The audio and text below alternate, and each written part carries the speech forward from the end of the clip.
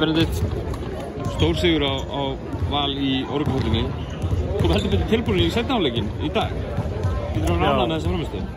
Já, við vorum ekki alveg ánægð með hvernig við byrjuðum leikinn og mér fannst miklu meiri kraftur í völsurum hérna.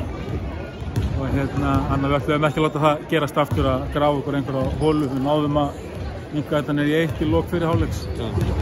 Þannig að seinni hálfleik var svona bara nýtt upp fyrir okkur að byrja þetta núna á alvöru. Og varnarleikurinn betri sóknir. Og það allt bara betra, þú gerir þetta heilum hug og fullum krafti. Valslið toppið eins og Njarðvík líka og nokkur önnur lið svona, ég meina gífurlega vel manna lið. Hvað var það sem þið voru að gera svona í þessum leik sem að reið bakkamennum, þú segir?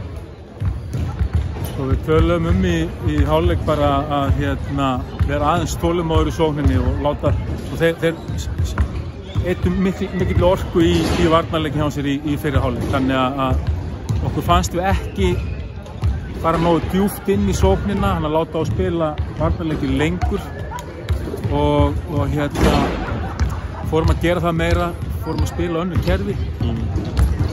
Svo bara keyra þess á, við viljum hafa meira hraða heldur en Valur. Ef þetta eru hægir og low scoring leikir, þá eru líkurnar með Val. Þannig að við urðum að reyna að sprengja þetta eitthvað eins upp og náðum að gera það í seinni hálfleik, en það tókst ekki lengi vel í fyrri hálfleik.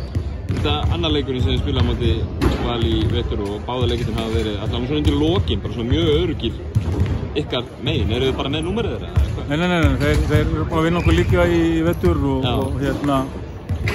þetta var, þetta endar hvað í 19 eða eitthvað, en þetta var ekki 19 stiga leikur. Þetta var bara stál í stál allan tíman og það er bara virkilega erfitt að spila móti þessu Valslið og þetta er bara frábært lið, frábæra einstaklingar, frábæran þjálfara. Það er ekkert annað lið sem myndi vera svona gott bara á þess að vera með Kana og með þetta rekord og það er ekkert annað lið sem geti bara spila í þessum gæðum án Kana.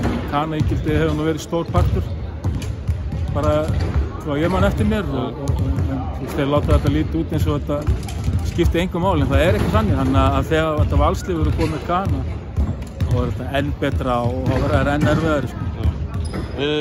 Njarðvík tímabilið, þið byrjaði á eins og hátt uppi og hugsa skipt, byrjaði að vinna bikarmeistaratitil og eru svo svona ná opnum ykkar yfir tímabilið, þeir eru komnir að þessu góða stað í dag. Jú, við teljum okkur alltaf vera að komast á betri og betri stað og jú, það er svona smá trikk í að byrja tímabilið bara á titli en við vorum ekkert eitthvað að panika þegar við vorum að tapa leikjum eða einhver svoleiðis. Við vorum ekki farin inn að breytingar eða við bara trúa á þessu liði, trúa á þessum hóp og erum bara að reyna að vera betri eftir sem líður á tímabilið og vonandi erum við að vera það. Ég upplifi allavega þannig og við erum fyrst mér betri varnarlega heldur en við vorum og meiri svona stöðuleiki í vörninni en við erum kannski ekki með einhvern svona eitt sem skorar 30 stig eða eitthvað svoleiðis, bara svona eins og sást í dag, svona dreifing og bara það er bara áfram gakk, þetta er bara 1 sigur, gefur 2 stig og við höfum farið aðeins svo hátt stundum og við erum flatir síðan í leik og eftir en við þurfum bara fókusir, þetta snýst það. Alveg lókið næsti leikur ykkar er núna á föstudaginn gegn þínu gamla félagi, KR. Ég er ekki annarkvæmt liðið deildinni mitt gamla félagi í dag. Já, meina það? Já. En svona, vængbrotni Káli, það er mæntalega sýndveiðin ekki gefur. Já, ég bara komað úr KR, þá veit maður að KR verður alltaf með lið sem ætla sér titilinn. Þeir eru að hreyfa við hópnum sínum núna. Ef að Kana ígildið heppnast vel hjá þeim þá er þetta verið frábært lið. Þannig að menn skulu ekki sofa KR þessa dagana. Þeir eru ekki búin að setja saman loka hópið sinn sem að fara að keppa stóra titilinn og menn hafa svona, afskrifað og eitthvað svona undanfarið.